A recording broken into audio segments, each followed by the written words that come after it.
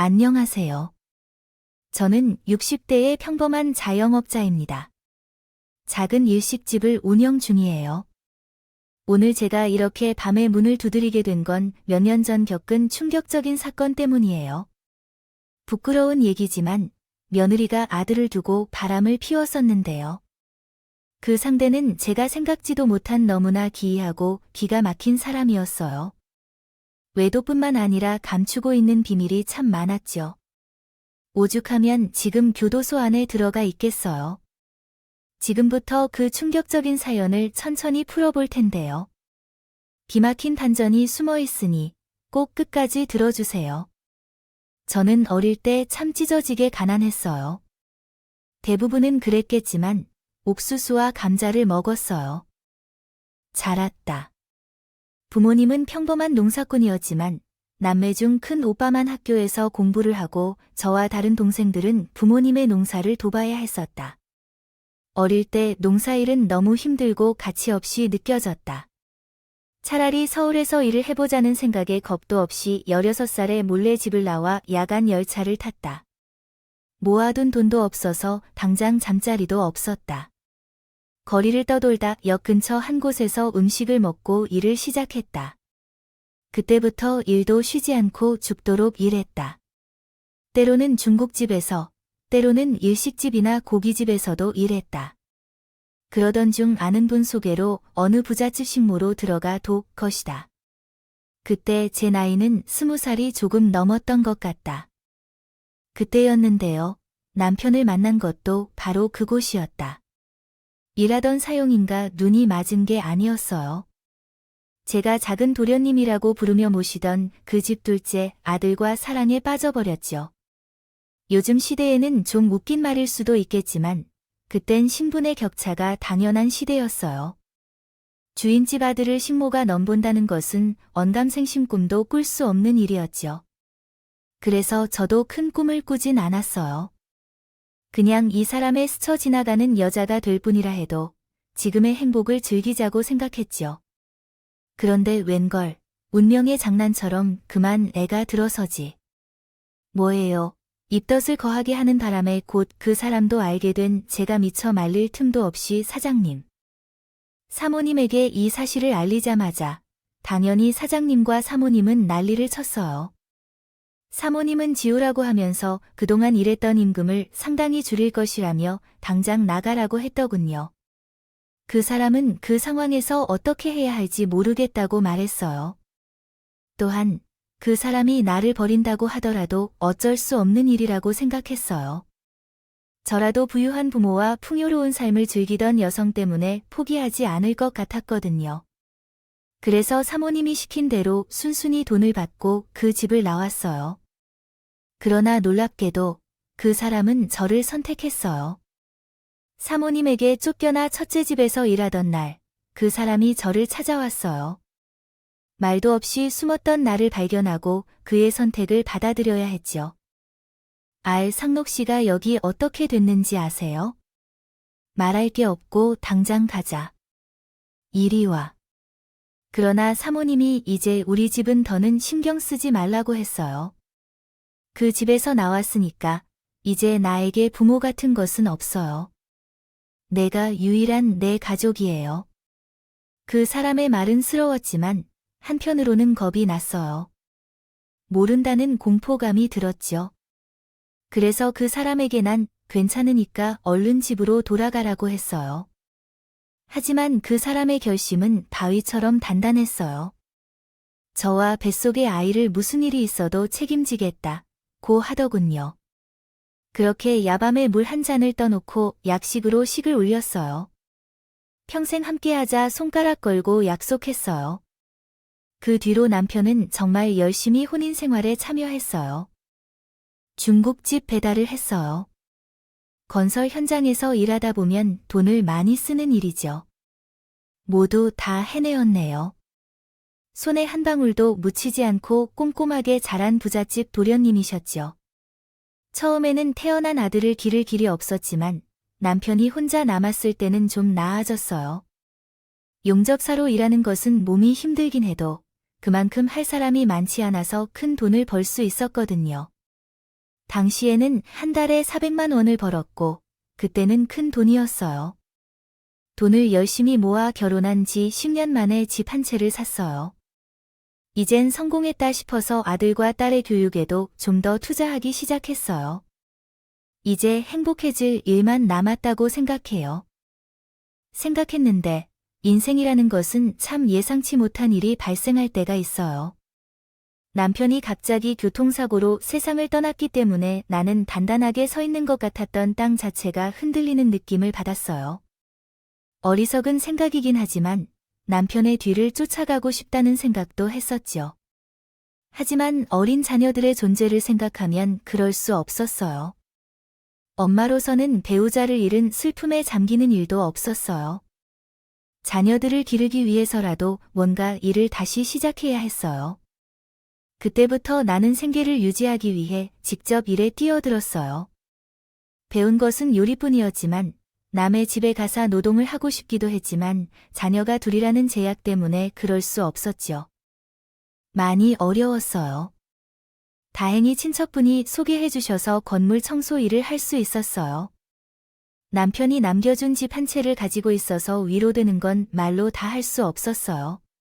처음 생각했던 것보다 건물 청소는 훨씬 힘들었어요. 일하는 사람은 엘리베이터를 이용할 수도 없었기 때문에 매일 1층부터 12층까지 계단을 오르내렸어야 했죠. 나중에는 무릎이 너무 아파서 병원을 찾았는데 연골이 완전히 닳았다고 하더라고요. 당장 일을 그만두라고 충고받았지만 물론 일을 그만둘 수도 없었어요. 계속해서 병원 다니기도 부담스러워서 무릎에 천을 감아매고 진통제를 먹으면서도 계속 일했어요.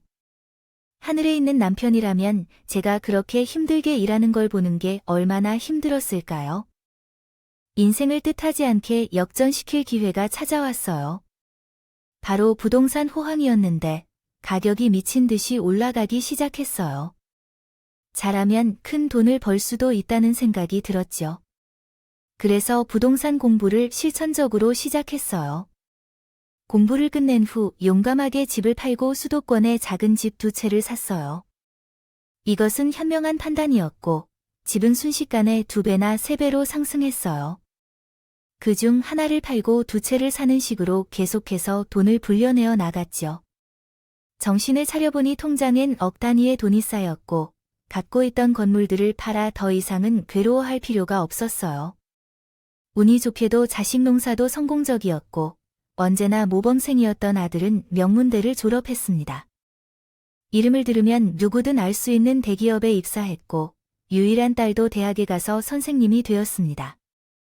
요즘도 그렇지만 그 당시에도 선생님이 1등 신부 후보로 소문이 났는데 결혼 자리가 밀려들자 여러 후보 중에서 가장 조건이 괜찮아 보이는 집안의 딸과 결혼시키기로 결정했습니다. 다행히 손주까지 3명을 낳고 잘 살았습니다. 그러나 문제는 아들이었어요. 일에만 정신이 팔려 여자와 만나는 일이 전혀 없어 결혼은 물론 연애조차 하지 않았습니다. 딸처럼 선진을 보고 장가를 보낼 생각을 해도 자신이 강하게 싫다고 했고 언제나 어머니의 의견을 따르다 보니 결혼이라도 하고 싶지 않았습니다. 어떻게? 사실은 딱히 만난 적도 없는데 차고 넘치는 씁쓸함으로 내 손은 어디를 향해 가야 할지 참 헷갈리네요. 애초에 어른이 된 달이 아이가 보이는 나 못 봐. 이게 현재의 내 마음이란 당장 나만 하고 싶은 건 그분만 낙도 생원시다염을 이루라야 할 성이면 남아 입가에 그 소식 온 권살인데 마음이 좀 밍갤 듯해요. 왜냐하면 만날까 싶어 그냥 두어왔는데 아들이 30세 넘어설 때 어쩐지 소식이 없으니 애가 탄탄하다 하더라고 말이에요. 현재 30대 중후반이면 결혼해도 뭐라 안 하지만 저 때는 30이면 노총각 불리고 다녔으니까 정답은 아니겠죠. 어쨌든 아들이 퇴근할 때 붙잡아서 강하게 말해봤어요. 중매 사무시 고소개를 받아 좋은 여자들 몇 명 받았으니 한번 만나 보려고요. 당장 아들이 뜻밖은 말을 했어. 전원은 실은 만나는 여자가 있어요. 어머니랑은 이미 3개월 정도 됐으니까. 제게 그동안 말씀 못 드려서 죄송해요. 뭐냐, 안이사 만나는 여자가 있다고? 누구 결혼을 함부로 하는 거냐? 아가씨인데 아들이 연애 사실을 속였을 때 저는 괜히 그의 연애 소식을 듣고 기쁘는 마음이 앞섰어요. 그래서 반색을 하고 아들에게 여쭤봤는데 아들은 머뭇거리며 말로 이것저것 소개하는 것을 꺼린답니다. 그러나 그렇다고 해도 어찌됐든 어머니에게 인사를 하는 모습을 보여준다면 난 좋아하지 않을까요? 아유, 그래. 난 별로 상관은 없어. 아유, 그럼 장을 좀 준비해야겠네. 이 아가씨가 좋아하는 것은 무엇인가요? 집으로 인사를 오는 것은 결혼을 의미하는 것이겠죠. 드디어 아들을 결혼시키는 기쁨으로 이번 주말을 손꼽아 기다린 것 같아요. 마침내 아들의 여자친구가 우리 집으로 인사를 하러 왔어요. 아들의 여자친구는 정말 얼굴이 아름다운 편이라 생각되어요. 그래요. 눈도 커다랗고 피부도 매우 백백한 것 같아요. 텔레비전에 출연하는 탤런트처럼 생겨서 인상이 좋았어요. 웃음이 얼마나 사랑스러운지 주변을 밝히는 모습이라 부침성도 좋아서 제게 다가갔어요. 저를 보자마자 어마님, 너무 늦게 인사드린 것 같아서 죄송해요. 너무 보고 싶었어요. 라며 애교를 부리더군요. 또한 남편 없이 자식 둘을 키운 저를 대단하다며 엄청 칭찬해 주었어요. 어릴 때 아버지가 돌아가시고 어머니가 혼자서 오빠와 저를 키우셨다는데 아님 나였다면 못했을 것 같아요. 정말 멋있고 존경스러운 모습이라 생각해요. 또한 제가 사람이라 입속에 혀처럼 공손하게 대해야 하는데 그것이 기분 나쁘지 않았어요. 사실 조건만 따져보면 여러 면에서 모자란 면이 많았던 모양이지만 미용 제품을 홍보하는 일을 하고 있다고 하는데요. 하더군요. 거기서 끝이 아니었어요. 부모님은 뭐 하는지 묻자 그 아가씨 표정이 대번에 어두워지더니 저기 부모님 두 분은 어릴 때 사고로 일찍 돌아가셨고 위로 4살 타올의 오빠가 한 명 있어요. 거기선 저는 웃는 표정을 유지할 수가 없더라고요. 그걸 깨달았는지 아들 여자친구가 쩔쩔매요. 고화 같은 건 아니에요. 어머님은 어릴 때 돌아가셨지만 아버지는 저 성인 되고 돌아가셨으니 그래도 저 나름 아버지한테 사랑 많이 받고 자랐어요. 그래서 그 사랑을 뱃속에 있는 저희 아이한테도 물려주는 게 꿈이고요. 뭐, 속에 아이라니 그게 무슨. 마치 말이 희어더요. 아가씨 그 얼굴이 하얗게 질렸어요. 말 실수를 한 사람처럼 어쩔 줄 몰라 하다가 옆에 앉아있는 아들을 쳐다보아더요. 그러자 아들 녀석이 긴 한숨과 함께 너무 충격적인 얘기를 드렸어요. 실은 어머님이 이 사람이 임신했어요. 이제 익숙해졌어요. 뭐라고? 아, 지금 내가 시집에 가지도 않은 처녀를 임신시켰다는 거야? 미안해요. 제가 좀 더 조심했어야 했는데. 하지만 저 아이를 낳고 싶어요. 꼭 책임질 거예요. 아들의 얼굴 위로 문득 지난날의 젊은 시절 남편 얼굴이 겹치더라도 어떻게 이런 것까지 닮았는지 꼭 이해해요. 아들의 여자친구가 제 마음에 들어력 포터. 차라리 차는 건 아니었지만 참마 헤어지자는 말은 할 수 없었어요. 과거 지난 날에 저는 떠올랐기 때문이죠. 그때 시어머니의 모진 말들이 저에게 참 아픈 상처가 되었으니까요. 아이, 그래 뭐 이미 들어서 내르면 어쩌겠니. 하늘이 주신 귀중한 생명인데 낳아야지. 어머니, 그럼 결혼 허락해 주시는 거야? 아, 그래. 너희 둘이 좋아서 하겠다는데 내가 허락하고 말고 할 게 뭐가 있어? 배가 더 불러오기 전에 식사를 올리는 게 좋을 테니 서두르자. 그나저나 제 말이 뜻밖이었다 걸까요? 석고상처처럼 굳어있던 아들의 여자친구가 그제야 긴장을 푸더라고요. 울먹거리면서 거듭 제 쪽으로 고개를 숙이더니요. 감사합니다. 어머님 정말 감사해요. 그 이후에 아들과 예비 며느리는 부랴부랴 식을 올렸어요. 뭐, 둘이 주인공인 결혼식이니 저는 굳이 이래라 저래라 나서지 않았는데요. 딱 하나 마음에 걸리는 게 있었어요. 바로 신혼집에 예비 며느리 오빠, 그러니까 사돈총각이 같이 들어가 산다 하더군요. 남매 둘이 조실 부모하고 워낙 우회가 다르다면서 말이에요. 사실 내키진 않았어요. 괜히 아들이 사돈 총각 눈치 보고 살면 어쩌나 걱정이 됐거든요. 그런데 오히려 아들이 자긴 괜찮다면서 저를 설득하고 나서더니 전 오히려 좋아요. 어머니, 제가 일이 바빠서 임신한 그 사람 혼자 두는 게 마음에 걸렸거든요. 형님이 곁에서 보살펴주면 마음이 놓였어요. 또 그 사람이 미안해한다는 표시가 있었는지 집도 자기가 해결하겠다고 했어요. 사돈 총각과 지내던 집값이 상당히 올라서 신축 아파트 한 채 정도는 어렵지 않게 살 수 있을 것 같다고 하더라고요. 만약 같이 사는 것이 힘들다 싶으면 제 돈으로 집을 구하고 내보내면 되는 거니까 이만하면 괜찮지 않겠어요? 당사자인 아들이 그렇게 말하는데 더는 무엇을 할 말이 없더라고요. 그래서 알아서 하라고 넘겼어요. 이렇게 둘이 어렴풋이 잘 살겠지 하고 되도록 신경을 끄려고 했어요. 임신한 며느리가 스트레스를 받을까봐 걱정도 했고요. 그런데 어느 날은 아들과 통화하다 며느리가 입덧을 강하게 한다는 것을 알게 되었어요. 알겠어요. 제가 보통은 이렇게 부탁하지 않으려고 했는데요. 밖에서 파는 음식 맛이 싫은데 한 숟가락도 못 먹어요. 그래서 말인데 어머니께서 음식 좀 해주실 수 있을까요? 아, 그 사람이 어머니가 해주신 음식이 돌아가신 장모님이 해주신 집밥 같다고 잘 먹었잖아요. 아닌 게 아니라 며느리가 제가 만든 음식을 참 잘 먹었거든요.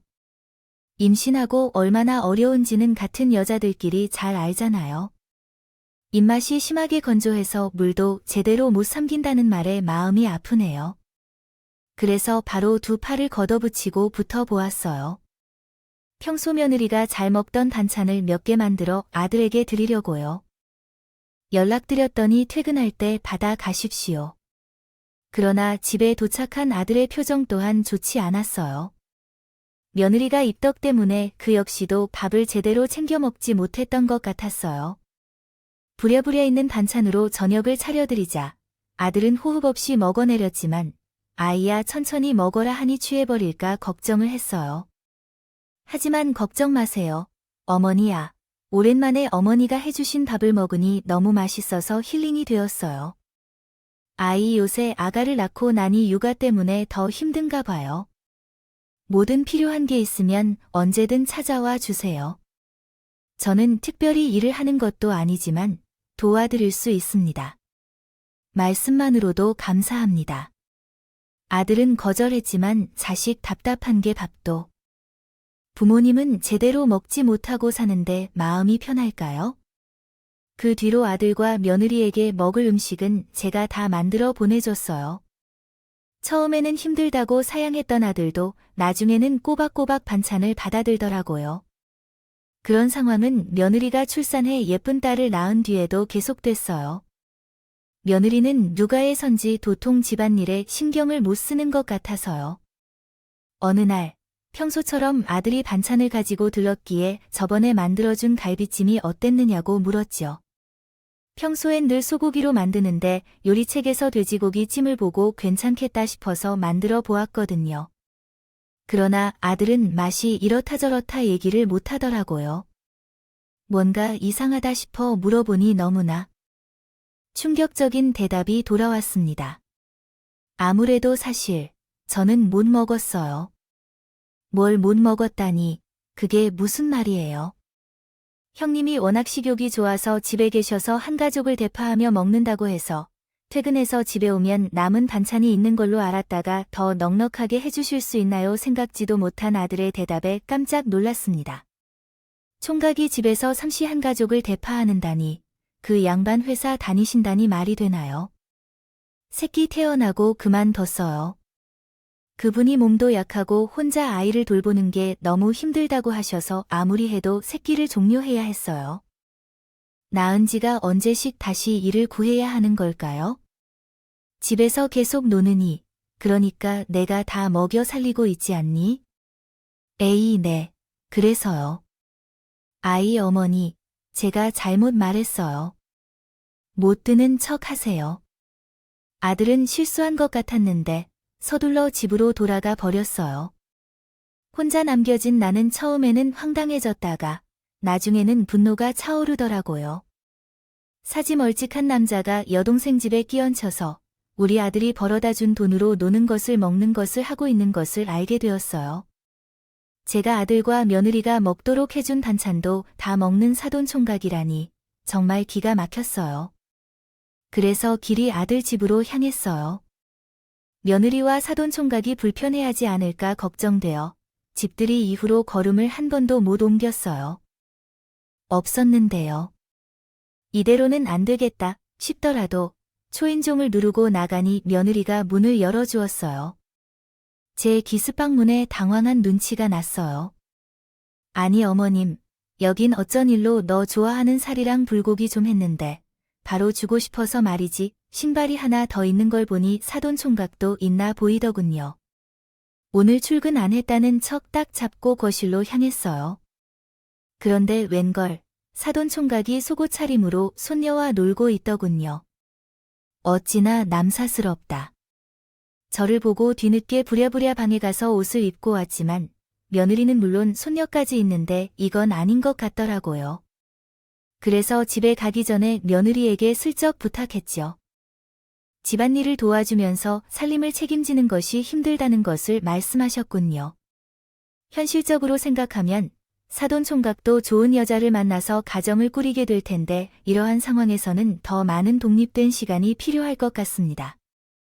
그래서 저희 가정에서도 많이 도와주겠습니다. 며느리가 상관없이 이야기를 꺼내는 것에 대해 자제하는 것도 중요합니다.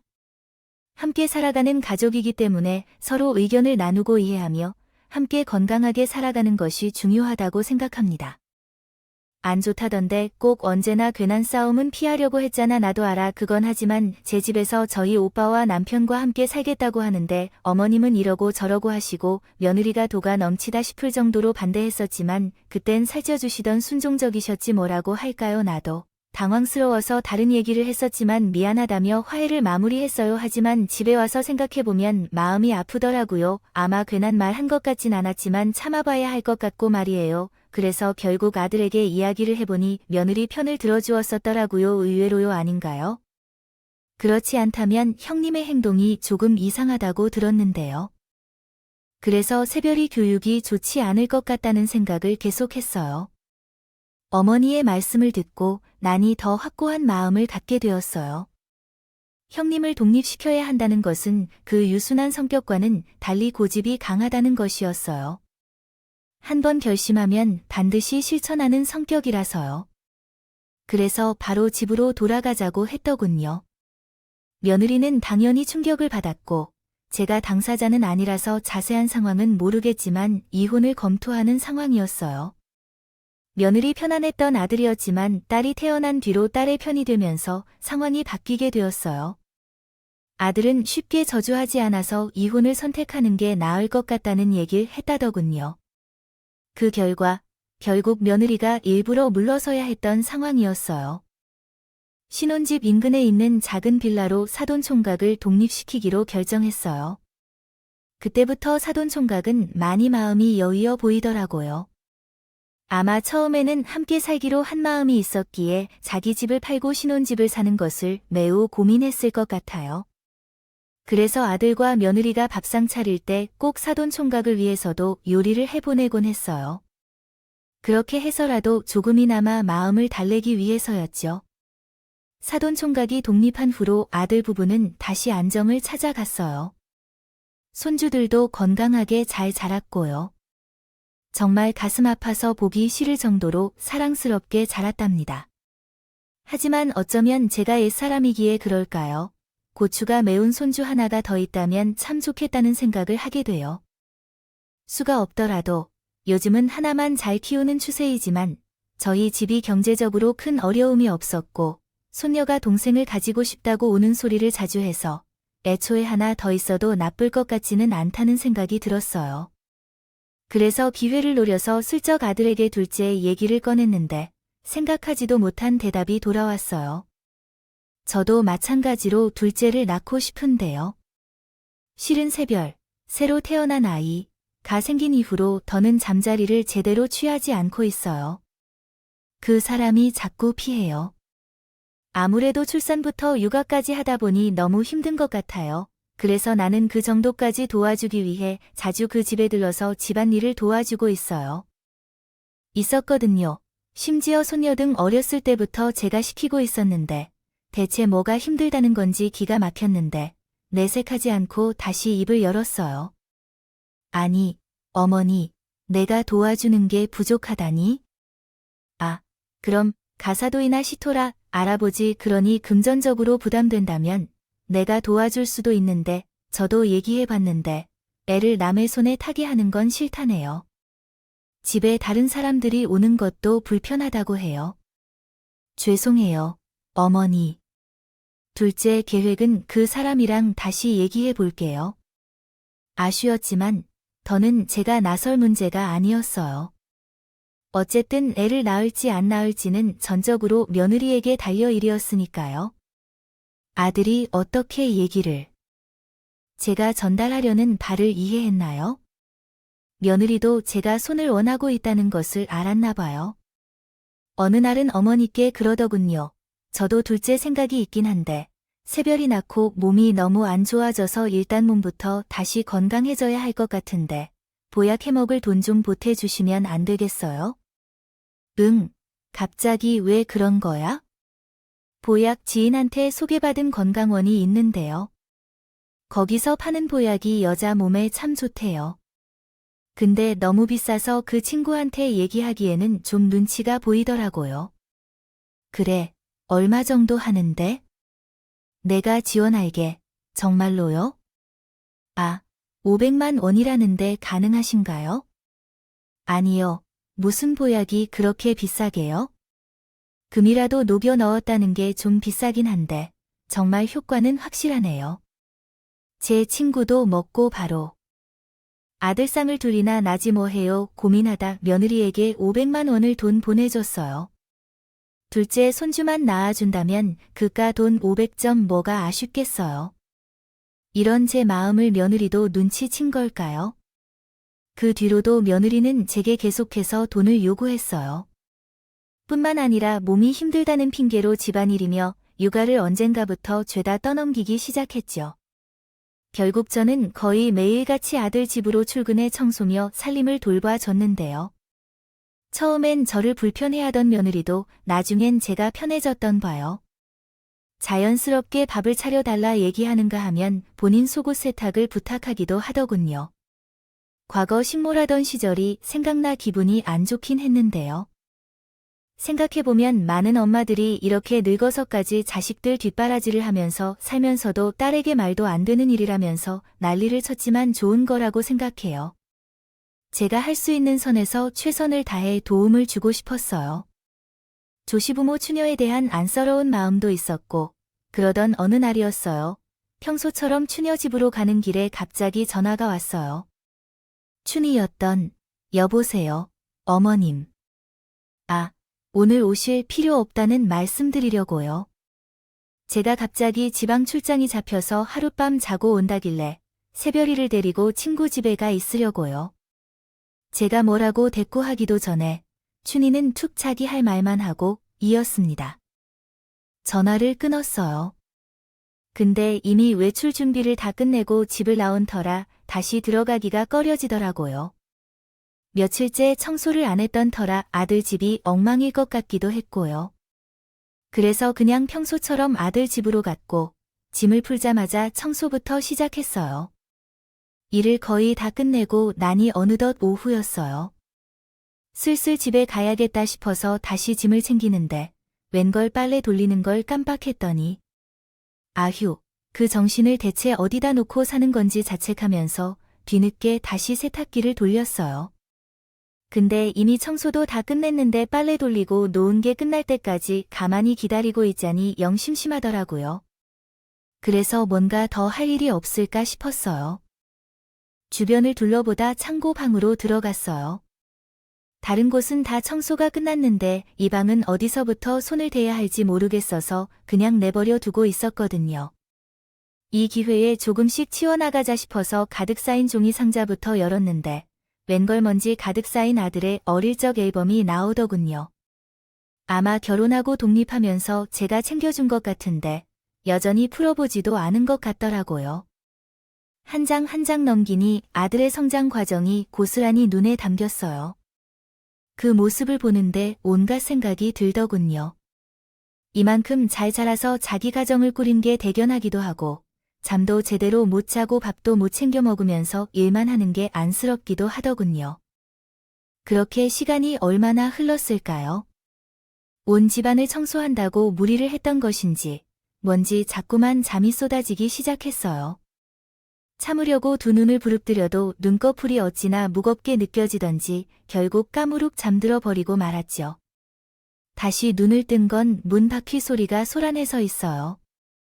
며느리가 돌아온 것 같아 얼른 나가려는데 문득 들려온 목소리가 제 몸을 굳어버리게 만들었어요. 여보세요. 지금 뭐해? 왜 전 아긴 몰라서 물어봤어요. 아이 참, 오빠, 우리 남편 오늘 출장 갔어. 그러니까 일로 와. 새별이도 친구의 집에 맡겼으니 오랜만에 집 데이트 하자. 며느리는 누군가와 통화 중이었는데 애교 섞인 말투로 대화 내용을 공유하며 심상치가 없었어요.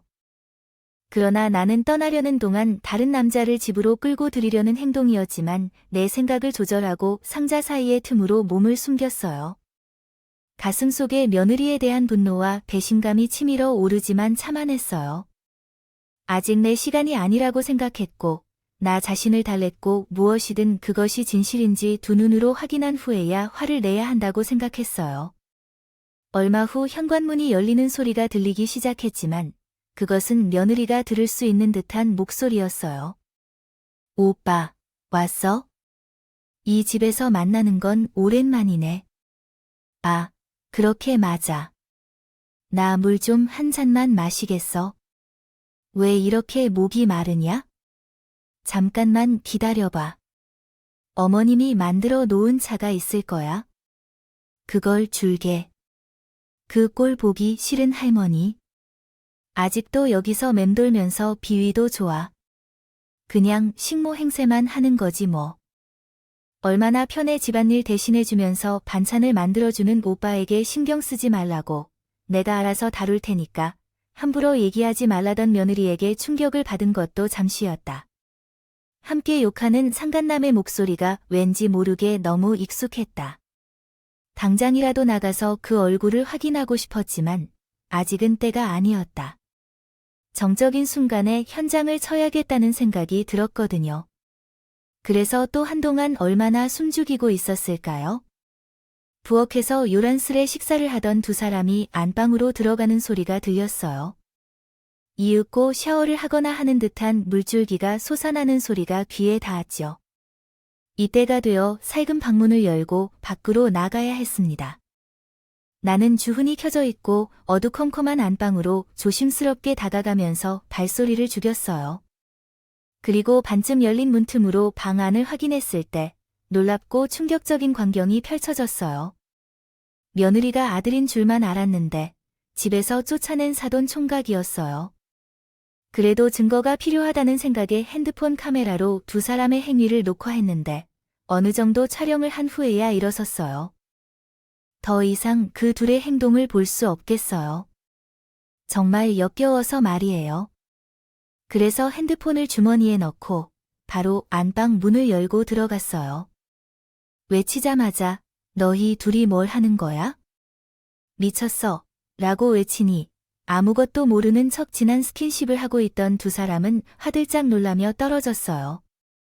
얼굴에 당황한 표정이 역력했고 아니요, 어머님, 오늘이 오시지 말라고 했잖아요. 지금 이 시간에 여기 계신 거예요? 중요한 일이 뭐냐 도대체 너희 형제가 뭐 하는 건데요? 라고 이어졌어요. 저는 파들파들 떨면서 두 사람을 손가락질했어요. 어머님, 방금 보신 건 다.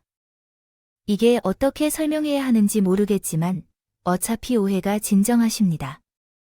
내가 지금 진정하게 생겼느냐? 이 상황이 아무렇지 않을 수 있는 건 어떤 오해가 생겨야 하는지 남의 두 사람이 세상에 저는 놀란 마음이 전혀 진정되지 않아. 참말 뒷말을 잊지 못했어요. 그러자 뒷머리를 적거리는 사돈 총각이 버럭 성을 내더군요. 아이씨, 남매 무슨 남매야. 인연이 나랑 피 한 방울 안 섞인다. 이거든 멍청한 친도 상황을 파악하지 못해 이연 친오빠는 어디서 죽었는지 살았는지도 모른다. 사돈 총각의 말에 뒤통수를 맞은 것처럼 머리가 멍해졌느냐. 있던 남매 사이에 사돈 총각이 뭘 하든 감싸고 돌아섰던 며느리에게요. 퍼즐 조각이 뒤늦게 흐트러져 찬물을 맞은 것처럼 마음이 번쩍 들더군요. 맞아요. 사돈 총각은 며느리의 친오빠가 아니었어요. 둘은 내연 관계였던 거죠. 그걸 알고 나니 입이 떡 벌어지더군요. 그러자 제 눈치를 살펴보고 있던 며느리가 기겁을 하면서 사돈 총각에게 어깨를 때렸어요. 아니 오빠, 그런 짓 다 이러면 어떡해? 미쳤어. 아 이미 엎어진 물이야. 놓친내 다 보았겠어요. 이러면 수습이 안 돼도 어떻게든 되게 해야 해. 지금 우리 둘 모두 죽은 목숨이라고 큰일 난 거야. 큰일은 무슨, 그냥 이대로 이혼하면 돼요. 거지 뭐, 그 새끼는 더는 호구를 못 잡는 게 아쉽긴 한데, 주제를 모르고 기어올라서 슬슬 짜증나던 차이였어요. 그놈 사기죄로 고소라도 당하면 어떡하려고, 위자료를 물어줄 돈은 있어? 아, 내가 돈이 어딨어. 그렇게 둘이 투닥거리고 있는 꼴을 보고 있자니 안 되겠다 싶더라고요. 바로 핸드폰을 꺼내 아들에게 전화했어요. 여보세요. 이 시간에 어쩐 일이세요? 어머니, 예, 어머, 글쎄, 다른 남자도 아니고 사돈 총각이랑 아니, 사돈 총각이, 실은 사돈 총각이 아니고네. 그게 무슨 말씀이세요? 아, 내가 너희 집 청소를 하다 깜빡 참이 들었다 깼는데. 아이, 글쎄, 둘이서 저는 참말 잊지 못하고 횡설수설. 며느리가 일어나자마자 제 손에서 전화기를 낚아채고 있던데 어서 전화를 받았어요. 여보세요, 오빠? 뭐야, 뭐 일 있어? 필요 없어, 아빠. 어머니가 뭔가 오해를 좀 하신 것 같아. 내가 잘 설명해 줄게. 오지 마세요, 알겠지? 이미 모든 게 들통난 와중에도 가짜가 수작질을 부리는 게 너무 어이가 없더라고요. 그래서 전화기를 다시 빼앗고 아들에게 당장 뛰어와라고 했어요. 아들은 뭔가 일이 있다는 걸 직감한지 고지곳대로 오겠다고 했더군요. 그러자 며느리가 화가 난 눈빛으로 나를 쳐다봤어요. 어머님, 지금 이게 대체 뭐 하는 짓이에요? 어찌된 일인데 자세히 설명부터 물어야 해. 대뜸 이렇게 일을 던지면? 어떡하죠? 적반하장도 유분수지 오히려 큰 소리를 치는 며느리를 보고 있자니 기가 막혔어요. 굳이 따져볼 필요가 뭐가 있니 이미 내 두 눈으로 다 봤는데 너와 그 사돈 총각 아니, 그 상관남 새끼가 짐승처럼 붙어먹는 걸 참나 증거가 있어요. 전 그냥 오빠가 어깨 아프다고 해서 주물러주고 있었을 뿐인데 어머님 놓아놔서 잘못 보신 것 같은데요. 황당하고 무게 한계를 넘은 며느리의 뻔뻔함에 속에서 천불이 났어요. 그래서 아까 몰래 찍어둔 핸드폰 동영상을 꺼내 며느리의 눈앞에 들이밀어줬어요. 자, 여기 있다. 내가 찾던 증거야. 이래도 할 말이 남았어. 이래도 어떻게 이렇게 뻔뻔하고 파렴치한지. 아니, 이건 또 언제 찍으셨어요? 그래요. 아니요, 이런 방법이 정말 없다면 다 어머님이 자초하는 거예요. 저를 원망하지 마세요. 오빠의 며느리는 차가운 표정으로 저를 노려보다 상간남을 불러왔어요. 그러자 상간남의 눈빛이 바로 변했어요. 잘 맞춰진 칼날처럼 저를 노려보더니 그런 것처럼 달려오더니 남겨둔 동영상을 없애버리는 건 물론이고 자칫하다간 제 목숨까지 위험할 것 같았어요. 뒤돌아 죽기 살기로 달리기 시작했어요. 현관문을 열려는 사이 붙잡힐 것 같아 주변을 둘러보고 있는데 반쯤 열린 화장실로 뛰어갔어요. 간발의 차이로 문을 닫을 수 있었습니다. 어머나, 유사한 문장으로 유효한 도움을 드립니다. 아래와 같이 이야기의 모호함을 해결하고 자연스러운 한국어 문장으로 다시 구성해 보겠습니다. 어린이 약사가 적합한 약을 고르던 와중에 문을 열어달라는 좋은 말로 해도 열지 않으면 문을 부수겠다는 위협에 겁을 먹고 간신히 112에 신고했어요. 며느리가 바람피는 현장을 발견하고 사남이 저를 공격하려 한다고 급히 도와달라고 부탁했어요. 경찰도 제 목소리에서 상황의 심각성을 체감했는지 그 사이에 사남은 문을 부수겠다는 듯이 대량의 소동을 일으키고 있었어요. 며느리가 진정시킨 것으로 그 위기 상황이 종결되었는데 갑자기 놀랄 정도로 사생활이 개방되더라고요. 이 문장은 원래 문장의 내용을 재구성하여 더 명확하고 읽기 쉬운 형태로 다시 작성한 것입니다. 원본과는 다르게 이제 이야기가 명확하게 전달되고 독자가 이해하기 쉬운 것을 목표로 했습니다. 거짓말이었던 것처럼 말이죠. 겁에 질린 한편으로 이대로 년들을 도망치기 해서는 안 된다는 생각이 들더군요.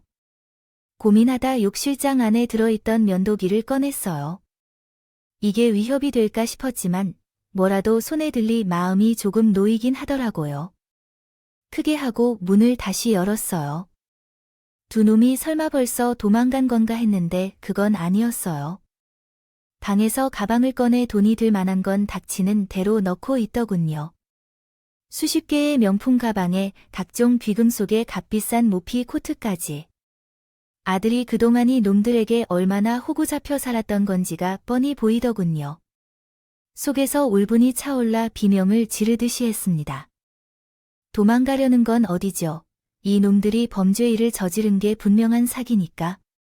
나에겐 범죄로 보이고는 말이 되지 않네요. 둘 다 경찰 오기 전까지는 제 발작도 못 움직이겠어요.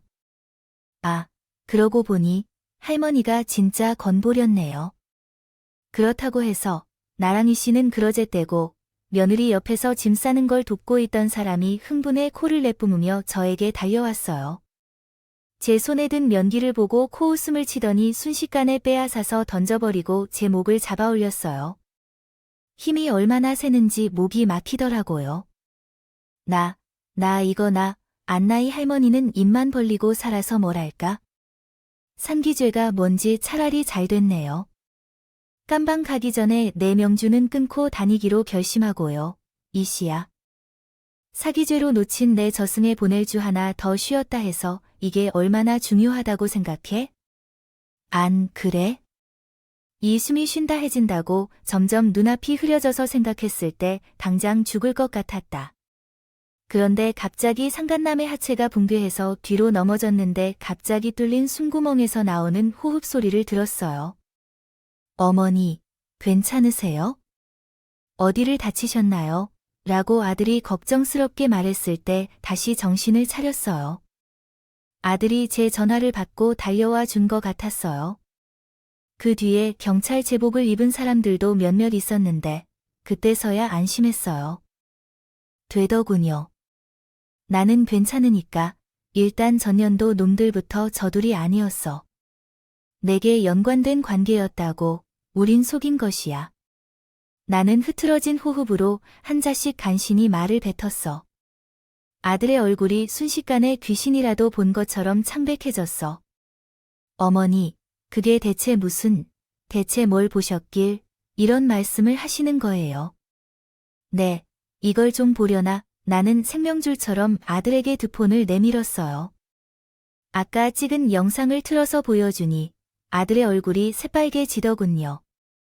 뒤에서 며느리와 연모를 틀어잡고 있던 경찰들의 얼굴에도 당혹감이 덮쳤어. 하지만 상황을 파악하지 못하는지 며느리는 자신을 포박하고 있는 경찰을 함부로 대하지 않았나 생각해봤어요. 밀치고 아들에게 달려들었어요. 여보, 내가 다 설명할게. 설명할 수 있어요. 당신이 이 영상 보고 오해할 수 있다는 거 아세요? 오빠랑 나 아니라 저 자식이랑 나 정말 아무 사이도 아니에요. 방금 그 일도 그 자식이 협박해서 어쩔 수 없이 그런 거라고. 나한테는 당신밖에 없는 거 알죠? 며느리에게 눈물 섞인 애원의 상간남이 분노에 날뛰기 시작했어요.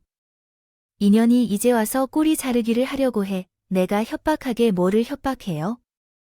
애초에 이 새끼 호구 같다고 작업 치자고 한 건 누군데? 애초에 사랑의 한 결혼도 아니었잖아. 돈 뜯어 먹으면서 살려고 잡은 거지. 근데 이제 와서 다 들통나니까 나한테는 당신밖에 없어 웃기고 자빠졌네. 이씨 너 그 입 안 닥쳐. 여보, 저거 다 새빨간 거짓말이야. 저 인간 완전 인간 말치 새끼라고? 저 인간 말 믿는 거 아니지? 그죠? 며느리는 덜덜 떨면서 아들에게 더욱 간절하게 매달리기 시작했어요. 미모 때문인지 아무것도 모르는 사람이 보면 영화 속 죄 없는 청순 가련한 여주인공처럼 보이더군요. 혹시라도 아들이 넘어가는 건 아닐까 마음이 불안했어요.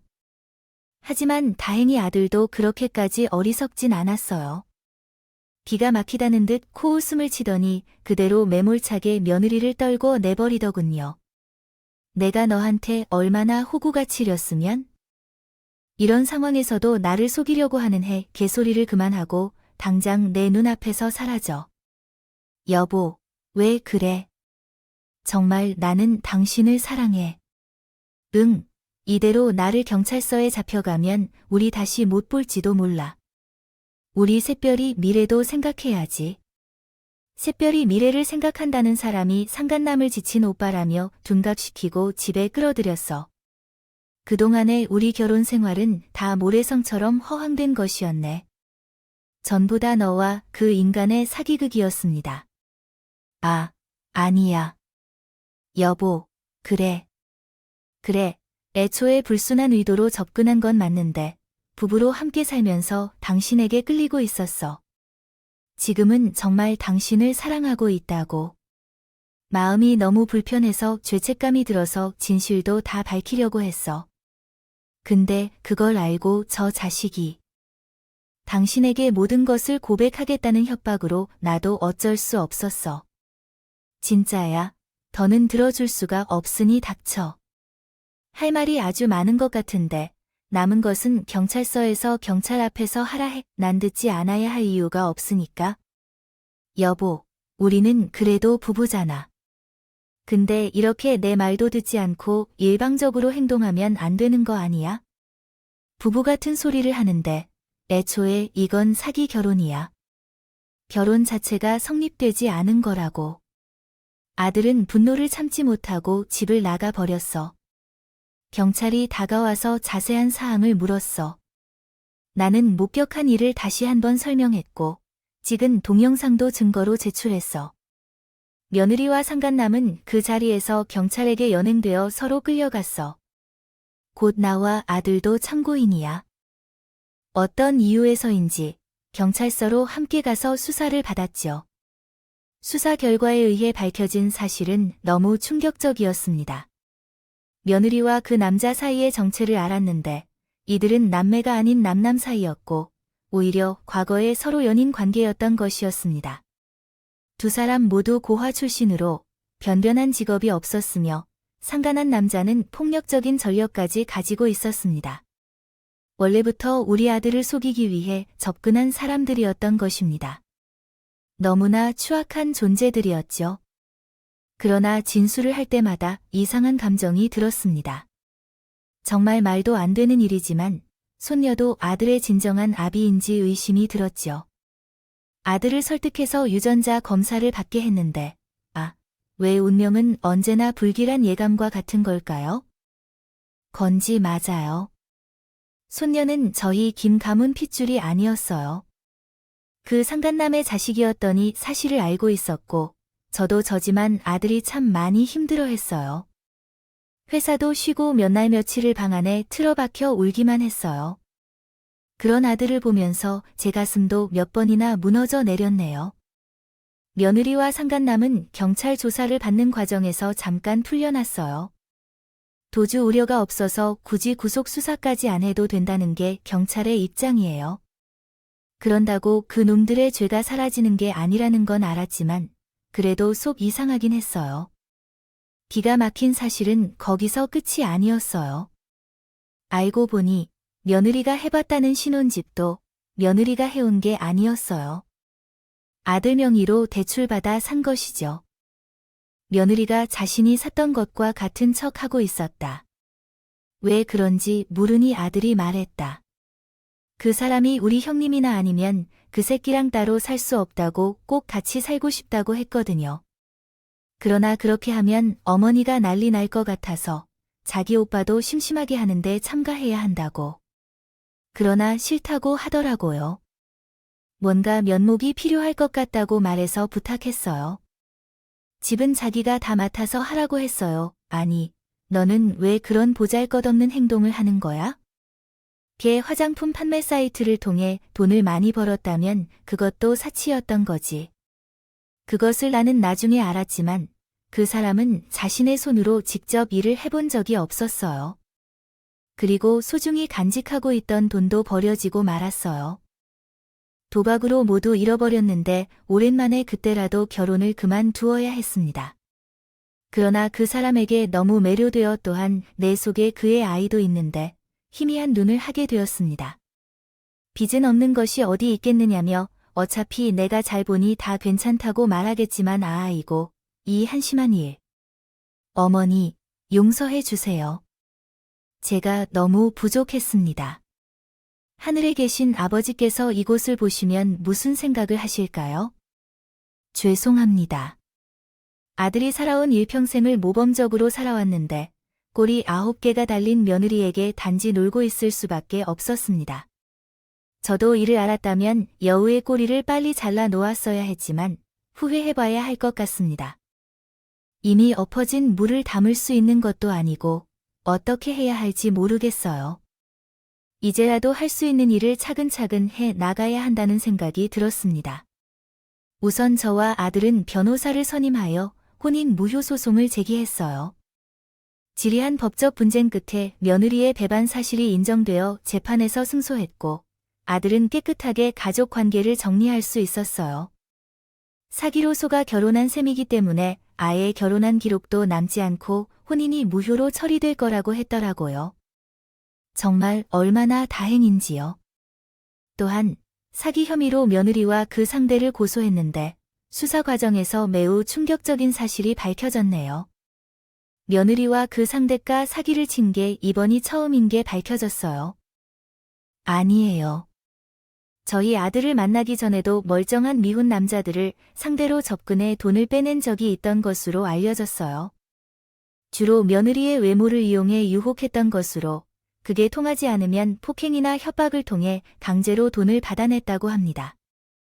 덧붙여 그러다 나이가 들자 꽃뱀짓을 못하게 되자 저희 아들을 노린 적도 있었어요. 결혼을 통해 오랫동안 호구짓을 할 상대로 선택한 것이죠. 바보같이 순진했던 우리 아들은 그들의 음모에 속아 넘어가 버렸어요.